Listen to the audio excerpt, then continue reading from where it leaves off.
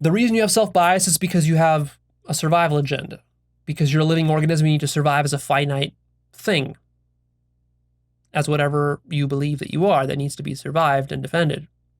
So your self-biases, of course, they're all false. They're all biases. Truth is completely unbiased.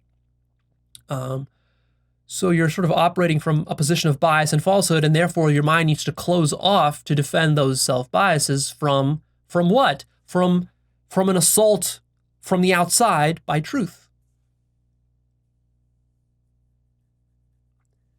Closed-mindedness is like the moat around the castle that is built to protect the castle from getting assaulted from forces from the outside.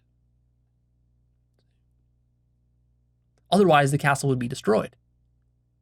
And you might say, oh, well, that's terrible. Why would I want my castle destroyed? Well, but what if you're very confined, living in a tiny little limited castle, and there's a giant, vast kingdom and world for you to explore out there, jungles and deserts and forests and mountains and all of this, but you're living just on this little island surrounded by a moat in this tiny little one-bedroom castle, and that's your whole life. And you only look outside the windows of your castle, and what you see there is you take that for what the world is, but there's so much beyond that you haven't seen because you're afraid to leave your castle. So in this case, actually letting down the drawbridges and dismantling the moat to let the forces from outside, attack you and destroy your castle, it seems like it's a terrible thing, but actually it's a good thing. Let your science get crumbled. Let your Christianity and your Islam get crumbled. Let your capitalist philosophies get crumbled and your libertarian ones get crumbled, because that's not the truth. That's not ultimate understanding.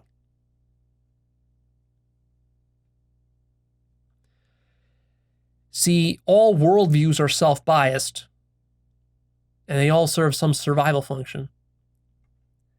And because you don't want to admit that, because you want to keep being self-biased, you want to keep being selfish, that's why you close your mind. Because if you opened your mind, you would at some point have to admit, oh my God, my worldview is so selfish. It's so fucking selfish. I have to relinquish it. I can't live this way anymore with all these biases. So the only way your self-biases can survive is when you ignore them and you sweep them under the rug and you are unconscious about them. And the way you do that is through the mechanism of closed-mindedness. Now, a common refrain that I hear is people say, oh, Leo, all this open-mindedness is good, but you're taking it too far. After all, we should be open-minded, but we don't want to be so open-minded that our brains fall out, right? That's precisely wrong. It sounds cute when you say it. It sounds nice, like, oh yeah, be open-minded, but not so open-minded your brains fall out. But actually, this is, again, what is this but fear? It's fear. It's fear. That's what that is. You want to be so open-minded that eventually you realize you don't even have a brain. Your brain is a hallucination. Try to get to that point. Become so open-minded that it kills you one day. Try to get to that point.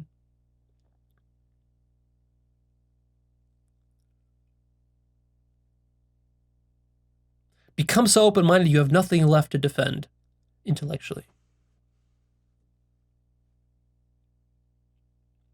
People don't realize that attachment to ideas, beliefs, and worldviews is one of the greatest illusions and one of the most strongest forces in society and in life. You think people get attached to their cars and their material possessions and people and things and children and money? Of course they do. But even more so, they get attached to ideas, beliefs, and worldviews. And it's really, really hard to let those go. It's one of the ultimate illusions of life because it's so central to how we construct our realities. See, you can lose a child. You can lose $1 million. You can lose a car. You can lose a house. You can lose some material possession. You can lose a spouse, girlfriend, boyfriend. You can lose these things, and it'll hurt you. It might even change you in some way, transform you, a little bit grow you, but it's not going to like really shake the foundations of what you consider reality. But that's not the case with beliefs, ideas, and worldviews. There are certain beliefs, ideas, and worldviews that you can question so deeply and let go of so fully that it will literally change physical reality.